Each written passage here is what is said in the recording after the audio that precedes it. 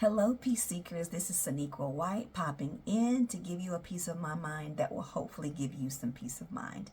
And we are now in a series on SEL, Social Emotional Learning, where we are going through the 5 core competencies. Today we are on competency D, and I have labeled them with letters. So there's A, B, C, D, and E. We are on competency D today. So if you have missed the previous competencies, go back and search those out. If you go ahead and like this video and subscribe to the channel, you will be able to see those previous videos and the upcoming videos all in a playlist. So we're gonna go ahead and get started with competency D. Stay tuned. Welcome to competency D, which is relationship skills. Oh my, this is a big one because we're social beings. We all need to be able to relate to ourselves as well as other people that we need to interact with on a regular and daily basis. So think about what you feel about your relationship skills and be honest.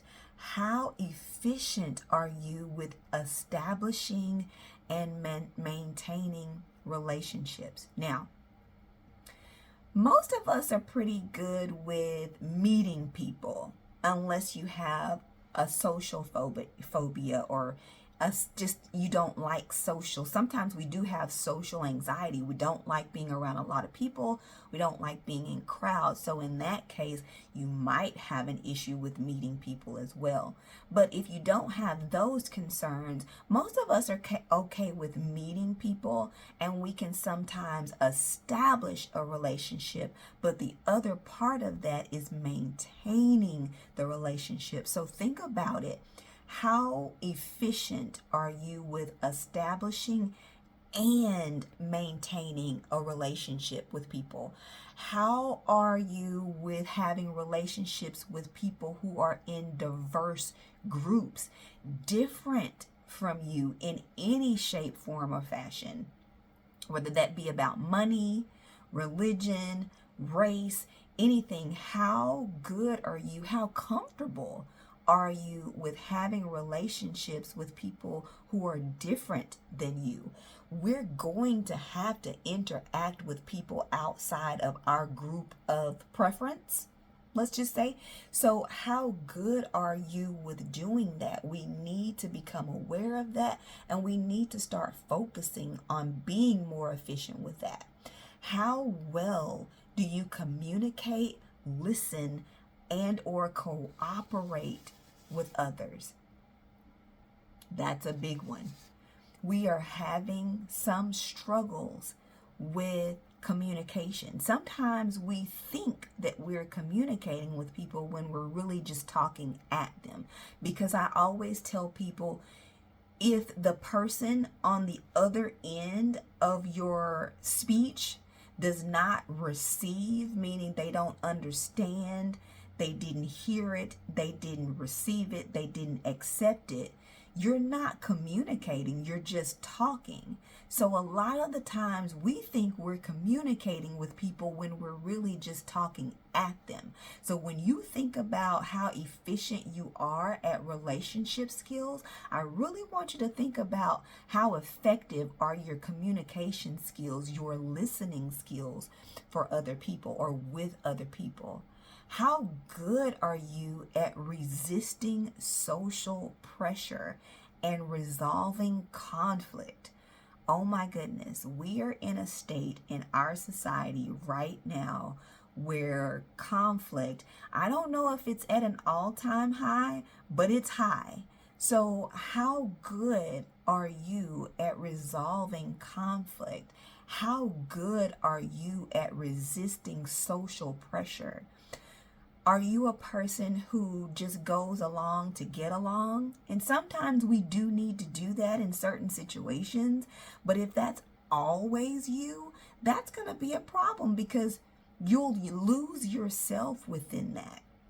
So understanding how you relate to people is really important for your own well-being. How well Do you seek out help for yourself and others? Because we're in a society right now, in a culture, in a state that we all need help sometimes. So we need to understand about ourselves. How willing, how comfortable, how good are we at reaching out for help for ourselves or for somebody else? Now, if you've gone through this video and listened to the questions that I've asked and you're thinking to yourself, I struggle with some of that.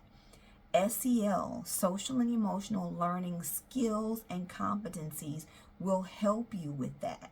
I've created a curriculum which I call Before You Grow Up that is specifically based on helping with these competencies. And yes, it was created for high school and undergrad college age students. But if you're watching this video and you're an adult, if you don't meet the standards, if you don't have a hold on these competencies, these questions that I'm asking you, then this curriculum is for you too, no matter how old you are. So we have just finished Competency D with relationship skills, which is relationship skills.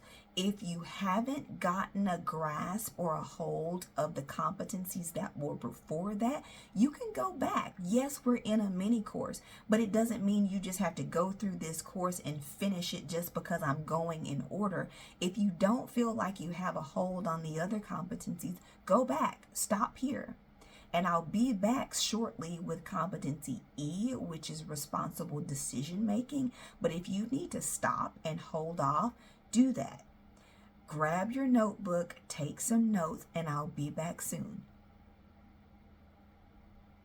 Now, if you have not subscribed to my YouTube channel or liked the video or shared it, go ahead and do that. Now remember, if you've subscribed to the channel, you can also go back to the playlist labeled SEL and get more videos and get the videos that you've missed or just watch them over again.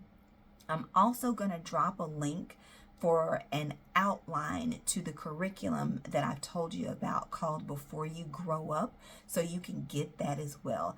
I'll be back soon with our final competency, which is Competency E, responsible decision making.